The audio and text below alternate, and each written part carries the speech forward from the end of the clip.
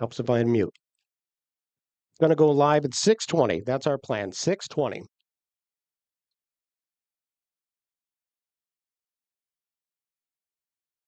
Let me know on the stream if you could hear me okay. Helps if I unmute. Going to go live at 6:20. That's our plan, 6:20.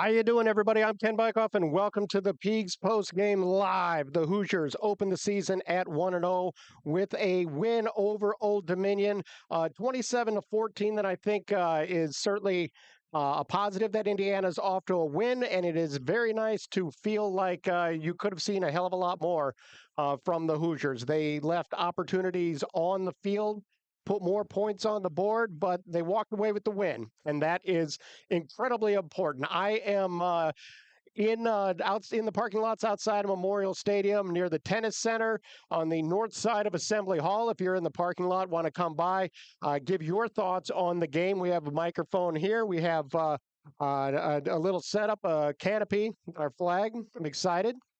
812-393-2600 is the number, and really excited about it. Really excited about this new season and the fact that Indiana's off to a 1-0 start.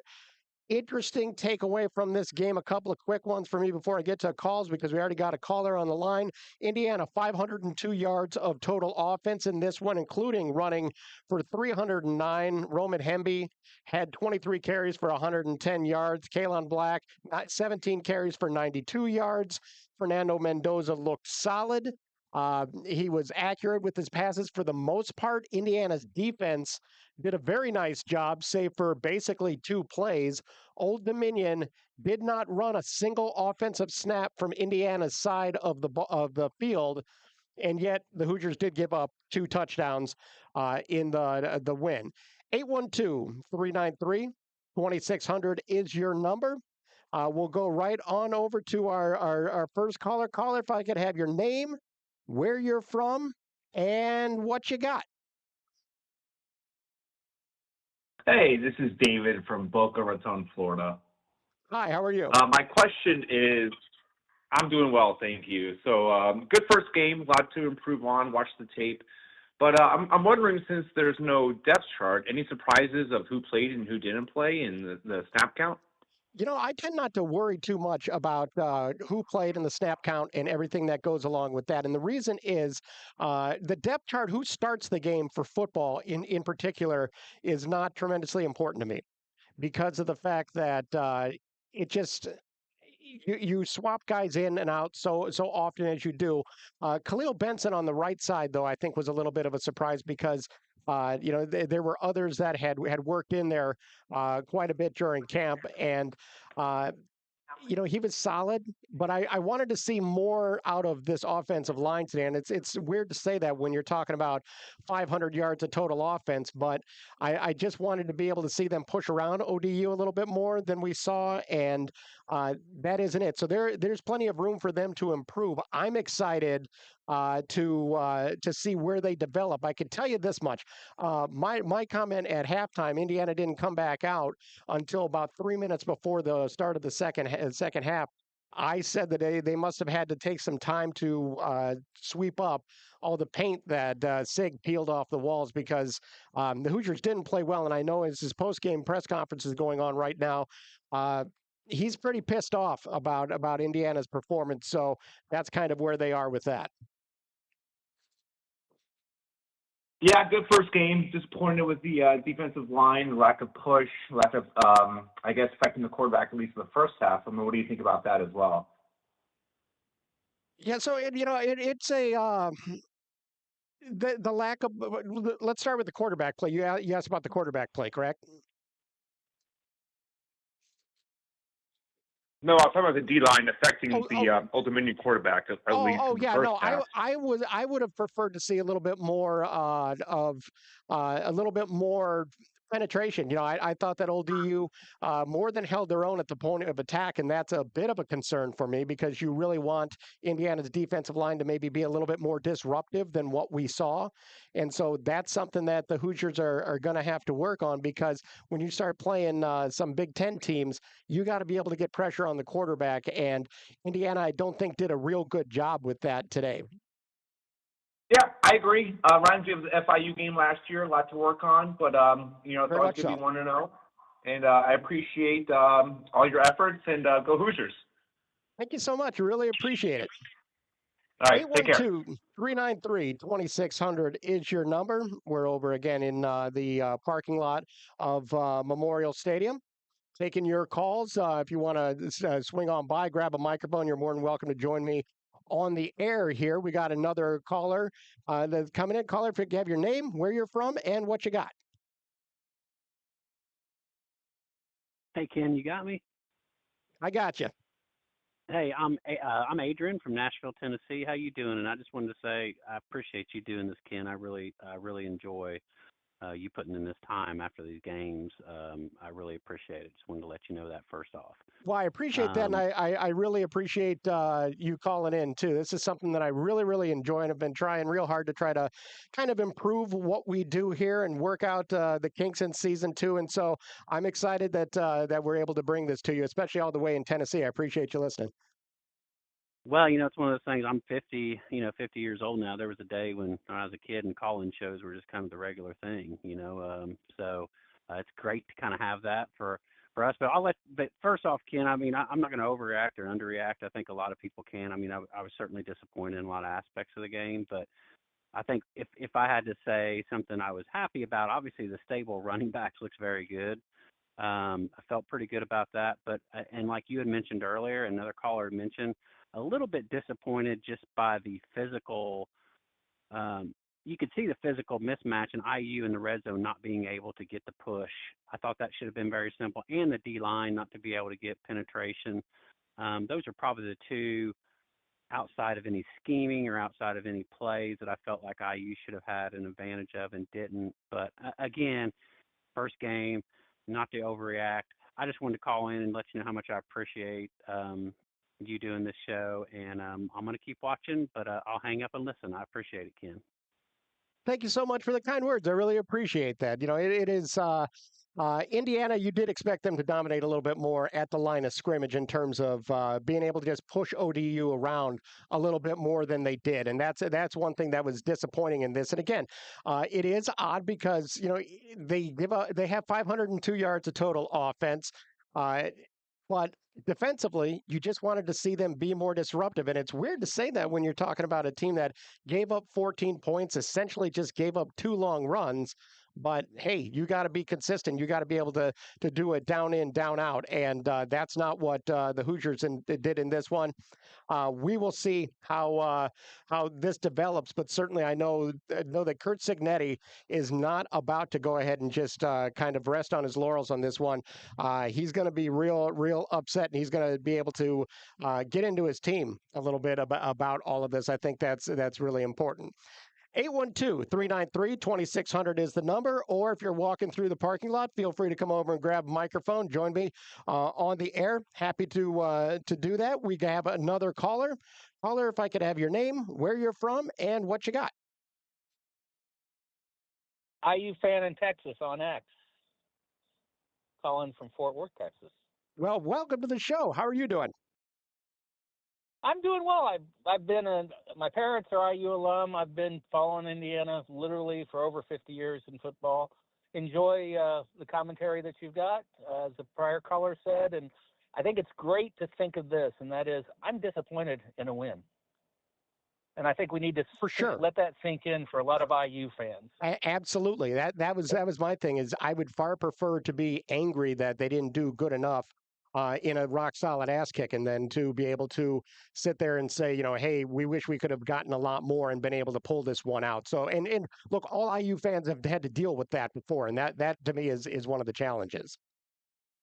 Yeah, it's kind of amazing to think of where we're at and the idea that we're looking at a solid win, and yet many of us are kind of disappointed in the way the team played. And I think that says something about where the program's at. I Keep said up the over. great work. Thank you. I really appreciate that. I said over and over again that last year it was as good as it was going to get because nobody expected what happened last year to happen, and that is a big key to remember. But now we're in this year, we expect a lot more. And I know that Kurt Signetti expects a lot more. So we'll see if they're going to be able to put it together. I was a little surprised, to be quite honest with you, that uh, the Hoosiers didn't involve Elijah Surratt more in this game. I think that that was something that a lot of us expected, and it just didn't happen. He didn't get the ball. Surratt with just three catches for 44 yards, but he was only targeted five times. And if the Hoosiers are going to be successful, that is somebody who needs the ball in his hands. And so we'll see if they're going to be able to build on that, and I'm sure they will. But the run game was fantastic. I was really happy with what I saw from them, what I saw from Fernando Mendoza along the way. Which I joked during the game that Indiana's backfield is it's a romance novel worth of people because you have Fernando and Roman and Kalon, and that's kind of funny to me. So there's that. 812-393-2600 is the number in our chat. Kyle says, I hate the Liverpool shirt. They hate us because they ain't us. You never walk alone. But great to be back to the post game show. I agree. I'm very, very happy about the fact that it is that we are here and back to it. Tony, I'm having trouble reading my screen due to the sun being in my eyeball. Tony says, I know we were running basic vanilla offense today, but our O line got bullied pretty badly, especially in goal line situations. How much of a concern will that be moving forward? And to me, that is a concern. That is one of your big concerns out of this because Indiana was very good in the red zone last year. They weren't good in the red zone today. And that to me is a concern because you need to be able to finish those drives with touchdowns, be able to push it in and pick up 6 feet, especially against a team like Old Dominion. If you can't do that, then that is a bit of a concern. So again, something you work on. Again, Calvin Sampson over at Assembly Hall there, he would say one of his little things was that you don't play February basketball in November. And it's kind of the same thing with football. It is week one. And so those little things that are a problem in week one, they might be an anomaly or they could be a bigger concern. And to me, that is what I wonder about is just how it is what we're going to see. The fact that they were down in the red zone multiple times and were unable to be able to kind of finish it off. That's a bit of a concern of mine, to say the least, with this ball club. 812-393-2600 is the number. Please go ahead and give us a call, or if you're at Memorial Stadium, swing by. We have another caller. Caller, if I could have your name, where you're from, and what you got. Hey, this is Ron. I'm calling from Denver, and thanks for having this show. Like another caller, 50-year IU fan, that's probably part of what concerns me. I think it's hard to not to have flashbacks Sure. from past seasons for Absolutely. sure. But I think the things that our running backs are fun to watch. I thought they're quick. They're just fun to watch. The concerns I have are similar to what other people said. The D line, I'm concerned against its stiffer competition. What's that going to look like? Mendoza he was just not accurate, and that And you know what? concerns me That a little surprised bit. me because he has been accurate in camp, and so I was really surprised by that some of those throws he missed. Some of them were really nice. The throw to Omar Cooper that Cooper dropped, that was a Yeah, beautiful toss, and the numbers would yeah. look a little bit different had he hit that. But I do think that there's a little first game jitters, a little first game rust because in camp those throws were right on point, and he just missed them today.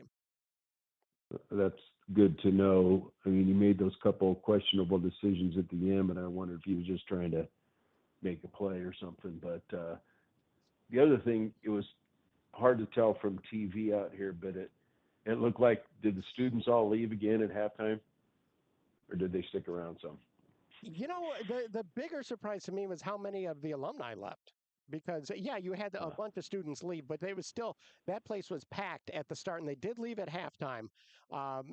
But I would like to see more people hang in there. I do just think that I wanted to see the alumni and stay, the yeah. non-students stick around. But I said before the game, I have given the crowd a lot of problems over the years, a lot of guff about not sticking around or not being there at the start, and that place was packed. to do that. So I give them credit for that. But yeah, I would have liked to have seen the students stick around a little bit longer, and actually everybody in the stands, just who left at halftime, to have them come back and be a part of this thing. Yeah, I agree. I think we made some progress on that last year, and hopefully we'll get her going again. Thanks a Yeah, lot. I appreciate the call. Thank you so much. All right.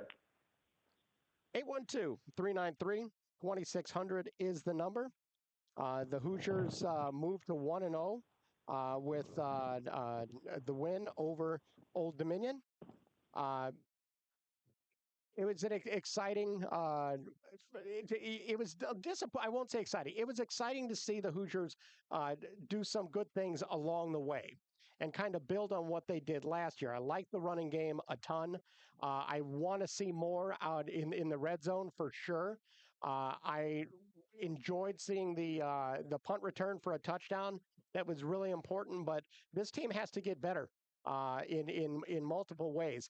I do give Old Dominion a ton of credit for the very first play of the game. They ran a really really good fake. Just the read the fake. The quarterback kept the ball. He didn't hand it off. Kept it. The skies did great because I'm watching the game through binoculars and I'm right there on him. And I was watching the running back the whole time, and everybody pulled up, and then I looked. I got tricked. There's a whole bunch of people that got tricked. And then they gave up the second one. And that to me is going to be a little point of concern uh, going forward, because you want to see the defense be able to learn from that mistake. Now, that said, again, two big plays, you give up a total of 301 yards of total offense, and two of those plays were runs to the quarterback, one of 75 yards, one of 78 yards. Um, that right there is more than 150 yards of total offense out of that 314. So it's not like the defense was bad. I don't want to say that, but they did make mistakes, and I did want to see the defensive line be a little bit more active than maybe they were. Derby says Mendoza should have had two picks that were dropped and had some horrible throws and decisions to make throws. The play calling should never get Mendoza in the flow of it could never get Mendoza in the flow of the offense. So I'm not blaming that. That is something that is a process that they have to be able to get him involved. His first game, and he had some nice throws. He had some that were a little bit shaky, but I really do think that he has just a ton of potential, and I'm looking forward to seeing him develop as the season goes on. Kevin says, thanks for doing the show, Ken. Really enjoy it. Some things to work on for the Hoosiers before Illinois come to town. They looked good against the Cupcakes. Go IU. I'll say this much. Every coach will tell you that the most important, the cliche is you get the most improvement between week one and week two. And Kurt Signetti is not somebody who's just going to go ahead and let the Hoosiers enjoy the win. I'll say that. He's going to be in them about how there's a standard, and he does not feel his team reached it, came close to reaching it.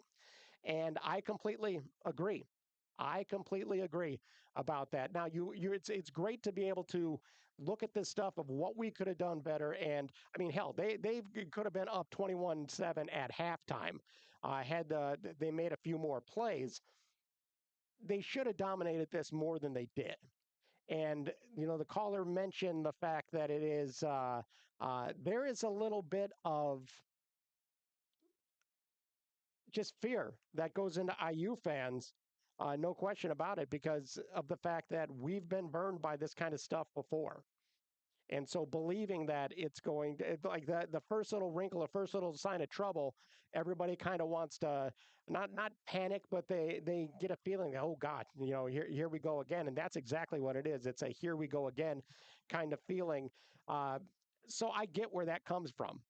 Look, I'm an alum. I've been covering this my 21st year covering IU football, and you want to see them be able to just roll over an opponent in an opponent like this, and they did. They left a lot on the ground, 500 yards of offense, but the little things, the red zone issues, the defensive line not being as disruptive as you'd like to see. Those are a couple of things that they certainly can work on, and that I know that Sig is really going to focus on. Now, for people who listen on the podcast after the live show, this is where I'm going to go ahead and insert Kurt Signetti's post-game press conference. So you're listening live. You're not going to hear anything right now. I don't have that audio, but it is. If you're listening on the podcast, which we always put up right after we get done with the show, this is where it is. So if you're listening on the podcast, here's Kurt Signetti giving his post-game press conference. Now, for the rest of us that are doing it live, 812-393-2600 is the number. Also, if you're in the parking lot outside of Memorial Stadium, come join me. I'm over by the tennis center, and I have a microphone, and you'll be on the air, and I want to hear from you because you people don't want to hear me just sit here and talk. I tell you what, my wife will tell me all the time that she doesn't want to hear me just go ahead, ramble on. So 812-393-2600 is the number. Don't have anybody. Let's see. This guy says on Twitter, he says the main focus is there's work to be done, and this did a good job of revealing where the issues are. And yeah, I mean, if you could see where you got to improve in the improve on the field to be able to and do it in a win, a comfortable win, that's a positive. But yeah, again, I think as IU fans, it's just kind of a thing of you're concerned because we've been burned by this kind of stuff before. So the fact that you aren't able to, they weren't able to, win 55 to 7 or something is kind of uh, not a cause for concern, but it is a thing. 812-393-2600 is the number. Or if you're in the parking lot, come on over and grab a microphone and join us on the air. We'd love to hear your thoughts on IU football. And I think we have somebody that's doing just that. Hi, how are you doing? Doing good. How are you? Go ahead and turn this on and if you have your name, where you're from, and what you got. I'm Mike Poe from. I live in Noblesville. Mike, what do you got? Well, I just came to say hey to see what you were doing. I was watching the podcast. We came over this morning. My buddy's son is Isaiah Jones, Oh, okay. Bones Jones, and his other son plays at Colgate. So we were at the Colgate game last night. Flew over here this morning and took the game. I know I'm pretty stoked about this year. Like it's been interesting hearing from Isaiah. Like as they progressed through, we came to the spring game and then hearing what, a little behind the scenes stuff, Right, right. very interesting stuff. But yeah, go Hoosiers, huh? What did you think of today's game in particular? What did you like and what concerned you? I mean, I don't know. I think it's probably just the first game deal. I think, I expected it was a little rough there at first, I mean, some mistakes made and all that. And, but no, I mean, I didn't know that Old Dominion's better than what I thought. I didn't do a lot of digging into it, but they're better than what I thought.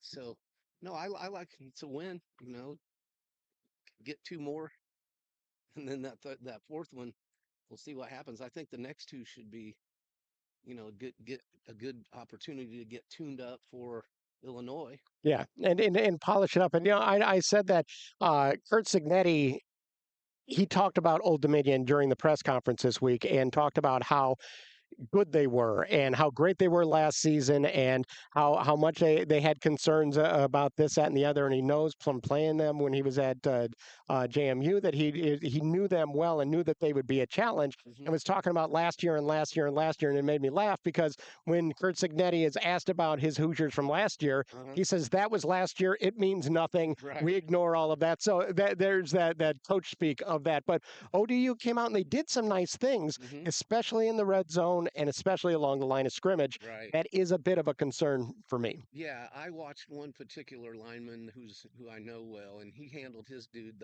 pretty much all day long. I mean, I'm late plays. I would be laser focused on him, and he didn't have any problems that I saw. Yeah. Yeah, he is Carter Smith. Okay. Yeah, and he I mean, when you got a guy that you're watching him, and he seemed, he did well. Yeah. Every play that I watched him. So yeah, it was a good time. It's a little hot out there. how hot did it get today? I don't know. It's air conditioned in the There press was box, no so wind, and I was like, yeah, last night at Colgate it was cold, yeah, up in upstate New York, and then here I was like, wow, this perfect weather, and then we're sitting there, it's like, oh, it's hot, with no breeze, no yeah. wind.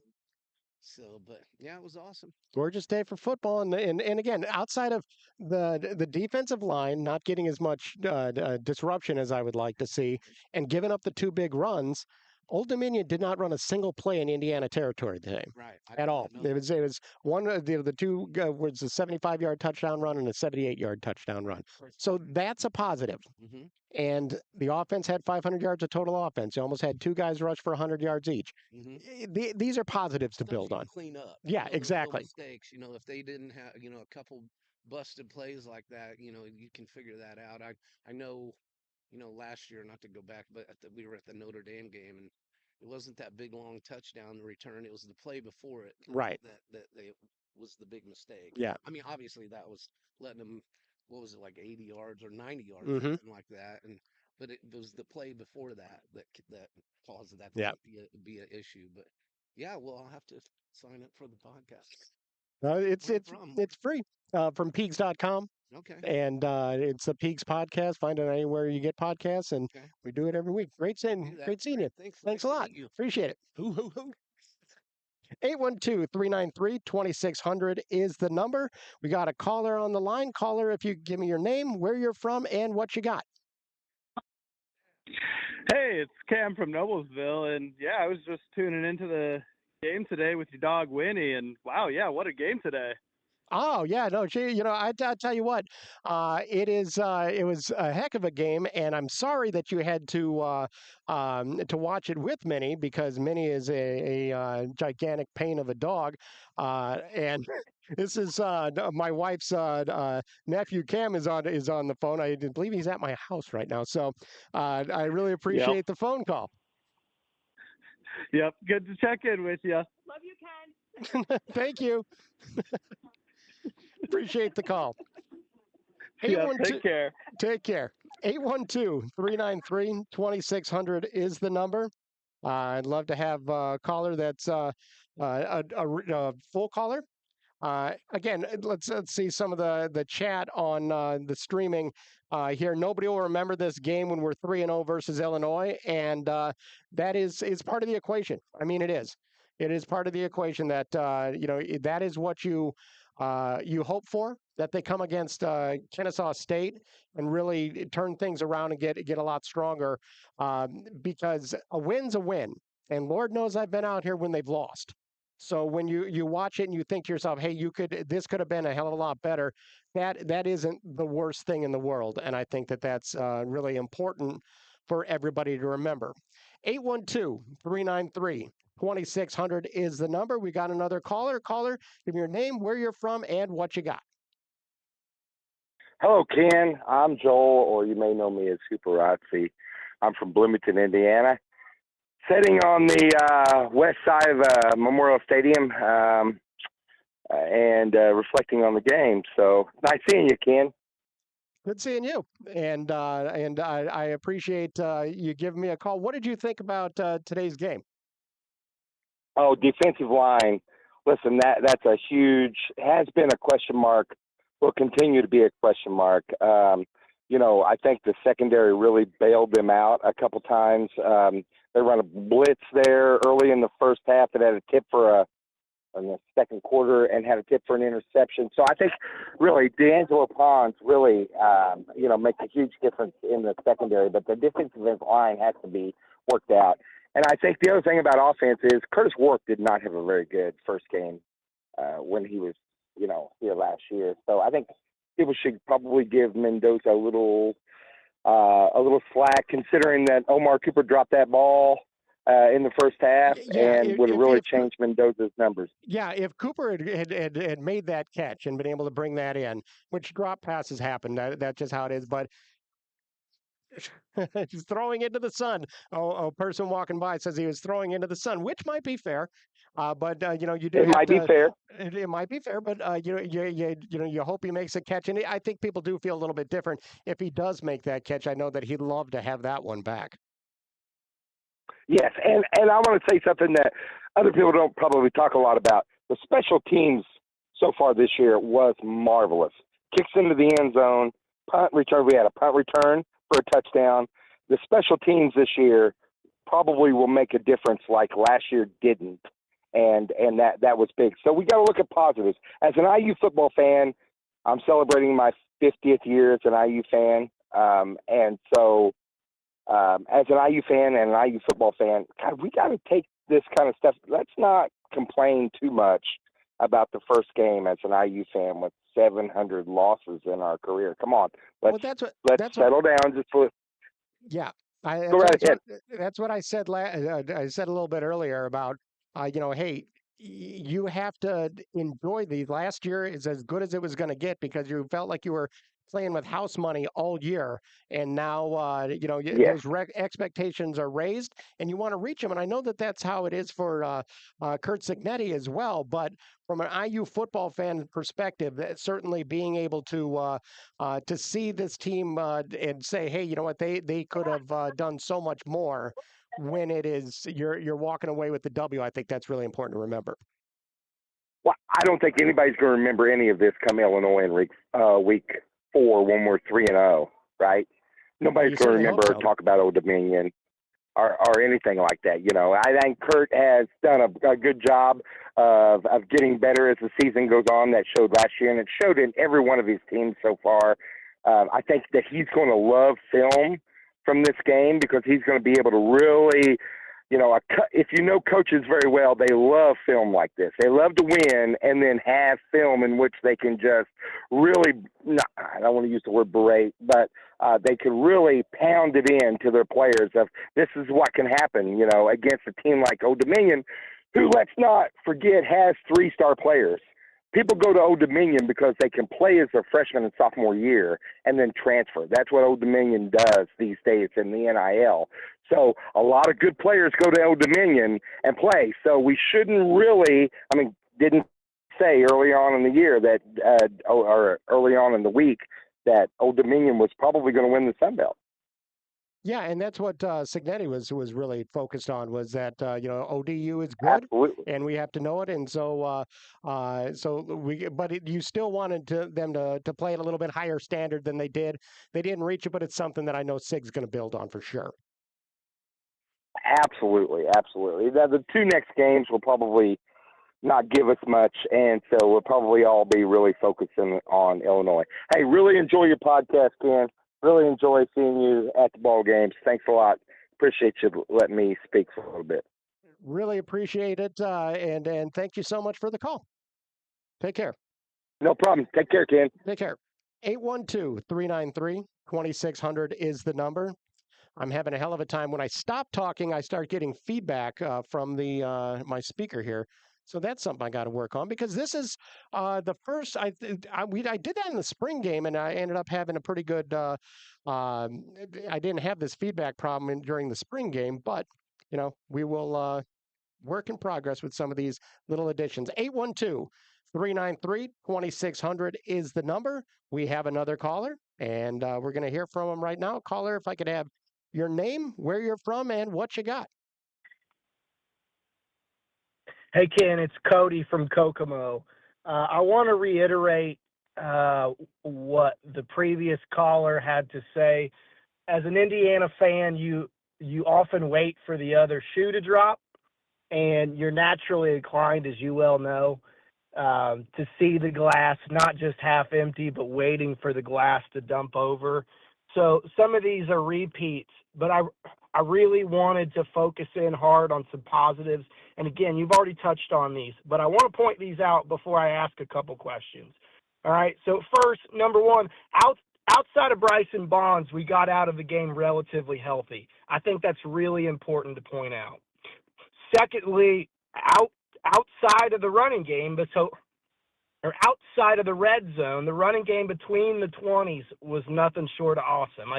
I don't think we can harp on that enough, how much push we got until we got inside the red zone. And Sig pointed out in the post-game press conference that they went to some blitz packages inside of the red zone. I also wonder how much of the play calling when we got into the red zone got vanilla. But anyway, outside of that, the red zone, the running game was spectacular. Third, they never ran a single play inside our territory. That's really important to point out. 500 yards of total offense is more than nothing to feel bad about. Certainly nothing to shake our heads about. You force 3 turnovers. You get a score in the special teams. And lastly, but not least, every kickoff was a touchback today. I can't point that out enough. To invest in the kicking game the way that we have, that's going to pay dividends for us. We were one of the worst in FBS last year. So here are my 2 questions. I know, having watched quite a bit of Fernando last year, that it seemed like he both operated and thrived in chaos constantly. And it seemed like he reverted back several times, even inside of the pocket when he didn't necessarily need to, into sort of chaos management. Did you observe that as well? There were times that it did seem he was a little bit uncomfortable when it came to being able like being in a clean pocket seemed to rattle him a little bit. But he kept waiting for the That's next shoe to drop. exactly my Yeah, yeah. Yeah, yeah. that's exactly right. It seemed like there was no pressure. The pocket was absolutely clean, and yet he got happy feet and wanted to dance side to side, and that got his footwork off. And some of the throws that were, some of the decisions that were made coming out of that, I just didn't think were very good. Secondly, and this is less on the field, but do you worry about the fragility of the mindset of the Indiana fan? I mean, my friends that I talked to that were at the game felt like the atmosphere after the first play was weird. Was never able that we were never able to recapture sort of the pregame atmosphere and intensity. And then obviously it's already been touched on, but there were students and alumni that left at halftime. Do you worry about the mindset at all? Do you still see it as a symptom of it being an early season opponent, or is it an indicator that there's still a hill to climb in terms of building a culture? What are your thoughts there? No, there's definitely a hill to climb in terms of building a culture because of the fact that, look, we've had a century of struggles. One of the things that me and Matt Weaver from Peegs.com were talking about during the game after that first play, when you see him go right down the field. It's like Yeah, a puppy who has had a bad owner, and yeah, the puppy would get hit, and now you have a good owner that's there who goes to pet it, and they kind of cringe a little bit. That to me is kind of where we're at. We had last year, and last year every single week for me, and I've been doing this. I'm around the program every yeah. single week was like, oh my God, this is what it normally happens isn't happening. And so when you have something bad happen, it's natural to go, oh God, it was last year, just that. And plus, we don't even have to go that far back in history to have this kind of thing really come up and be an issue. Back in 2021, you opened the season by just getting hammered at Iowa when you had these big expectations, and then they play Cincinnati, and that goes terrible, and everything falls apart. So yeah, there's this fear that we have these expectations that you go into the season coming off a college football playoff season, and is everything going to fall apart immediately? We're not used to having nice things. That's basically what it comes down to. So the culture and the mindset of the fans, winning will solve that. And so to me, it's on the players and the fans can't just revert right into that. They have to go ahead and try to do their best to support as much as they can. Makes total sense, Ken. I want to say thanks. I've been listening to the show back to the radio days. This has always been an incredible production. You put so much time, effort, and energy. It's obviously a labor of love. So we so appreciate your commitment to Indiana athletics. And this is a weekly ritual for me. I'm not in Bloomington anymore, but still, any chance I get to listen to Ken Bykoff after the game, I will. Thanks, brother. Appreciate Well, you. I really appreciate that. Thank you so much. That means a lot. All Take righty. care. Bye-bye. But 812-393-2600 is the number. 27-14 is the final. Indiana off to a 1-0 start. Again, 500 yards of total offense. Fernando Mendoza, just running through a couple of numbers, 18 of 31 passing, 193 yards. He did not throw a touchdown. You had Roman Hemby, 23 carries, a $110. Kalon Black, 17 carries for 92 yards. Beebe had 11 carries for 73 yards and a fumble, which was disappointing. E.J. Williams, 5 catches for 45 yards. Elijah Surratt, 3 catches for 44 yards. Omar Cooper, 2 catches for 52, and it could have been a lot more. The suggestion has been made by a passerby that the ball was coming out of the sun, but it is what it is. LeBron Bond had his first catch of his career, 1 catch for 12 yards. And, the Hoosiers had, they scored 27 points, scored just 2 offensive touchdowns, and give up and then have 1 off a special team. So a little bit of something everywhere. And so it is something to build on. 812-393-2600 is the number. We got another caller. Caller, if I could have your name, where you're from, and what you got. Hey, Ken, this is Ryan from Bloomington. Ryan, how are you doing? How are you doing? I'm doing great. Good. A little bit of a frustrating one there. But I did want to say I want to give a lot of credit to the marketing department over at the IU Athletics. I don't know if you could see it from the press box. The bison stuff was pretty cool. I'm jumping out and parachuting down. That was pretty sweet. Thought the atmosphere was really good, especially to start the game. But I want to know your thoughts because today, 27-14, not exactly a blowout, pretty comfortable. But I kind of chalk this one up to somewhat conservative play calling and trying to save a lot of the more fancy stuff for conference play. And I was also curious how you think Cignetti will react to a lot of the early leaving from these fans.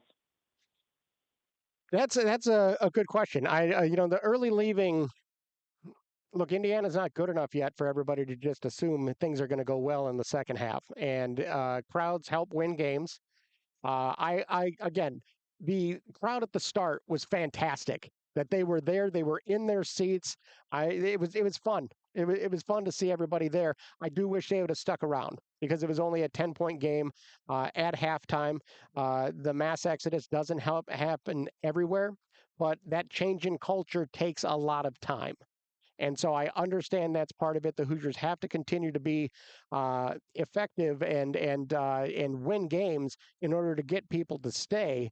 And we'll see if that works out. But I do give people credit because at the very least, they were there at the start, and I think that's really, really important. That at the very least they have the light has come on a little bit in that area. For sure. I just want to see Cignetti say something about it, and I'm sure he will. But, I think people need to realize that, exactly what you're saying there, that, they got to stick in it. And, I hate to see, especially I'm going to probably try to go rewatch this one on TV later tonight. And, I hate to see when they pan to the announcers start a second half and see a half empty stadium. That's not exactly a fun sight. No, it's not, and that is something that I think is going to be really important that Indiana builds on what they have there. Appreciate the call, Ryan. All right, thank you, Ken. Have a good night. Take care. 812-313-2600 is the number. Really appreciate all the calls that we've gotten so far. Kyle said. Says the good news is that the national media will be talking about Texas and Bama, so Indiana probably won't be top of mind for once. And I think that another important part of this is just the fact that the Hoosiers they won the game. They won the game, and that is an important part of this. So they won the game. They will continue to get at least going out and losing this one would have been absolutely devastating, but that's not what happened. And so to me, just being able to get the W and be able to get what you set out to do is really important. 812-393-2600 is the number. People are filing out here at Memorial Stadium. I'm over at Tennis Center on the north side of Assembly Hall. I'm looking right at Assembly Hall. Had a speaker set up, but I've kind of turned that off because I was getting a feedback issue out of it. Something that we will work on in the future. I can't get up and move the speaker right now because I'm talking to you fine folks. But this is a game that Kurt Cignetti did not take lightly, and he's going to make sure that that the Hoosiers know that they have to be ready to play. They have to be ready to play every time out, and he's gonna use this. I can promise you that he is going to use this for what they're able to learn from it. It's really important. What happened there? It said OBS was disconnected and it's reconnecting. I sure do hope that it's going to do that. I don't know why it would. That's a new one. God, I love technical issues. It's the best. Let's see. What do we got? Reconnection is successful. I don't know what just happened there. But that was a concern for a second. All right. We're back up and running. So 812-393-2600 is the number. The Hoosiers 1-0 on the season. They are up and running. But again, the Joseph kid had 10 carries for 179 yards. 153 of those. Is that the number? Yeah, 153 of those on 2 carries, the 2 touchdowns, mistakes. Indiana runs 89 plays in this one and gives up 5.6, picks up 5.6 yards per play. Mendoza, I liked what I saw from him for the most part. It wasn't always great, but for the most part, it was rock solid. And it's something to build on. He's got one game underneath his belt. Under his belt. Chris on Twitter says you might have an internet problem as your live stream keeps dropping. I don't know what that's about because I have a pretty strong internet signal here. That is that's I think is something. I have a Starlink thing, like a satellite internet, so hopefully that will continue to be a good investment. I spent a lot of money on it, so sure do hope that is the case. 812-393-2600 is the number. Let's see. Oh, hell. I may have lost my my thing. Oh, and we're man, this is all coming apart. So we might be wrapping this thing up here pretty soon. 812-393-2600. We got Energy Saver with the battery. Something I have to build on, although it says got plenty of time there. The Hoosiers finish the game with a 27-14 win. Plenty to build on and a lot to get a lot better from. And I think that that's going to be really, really critical that the Hoosiers are able to important than anything else. And I'm excited to see how this team can develop. Kurt Cignetti will be at the podium on Monday. Looking forward to seeing what he has to say after he gets a chance to see the film and what the Hoosiers can build on. That's what I'm excited for because this is one of those wins where you get the win and you might end up being a positive that you win the way you did because it really makes sure everybody stays focused and does what they have to get to 2-0 and 3-0 and then take on Illinois. Well, that's all the time we have on the Peegs Postgame Live. I want to thank you for listening. I want to remind you to visit Peegs.com for the very best in IU football and basketball coverage you're going to find anywhere. Nobody covers Hoosier recruiting better than Jeff Rabjohns, Matt Weaver, Trevor Andershock, and Jared Kelly. So come be a part of a thriving and exciting community at Peegs.com. Folks, you are not going to be disappointed. Folks, we're out of time, but for now, and for Jeff, Matt, Trevor, and Jared, I'm Kent Bykoff saying thanks for listening, everybody.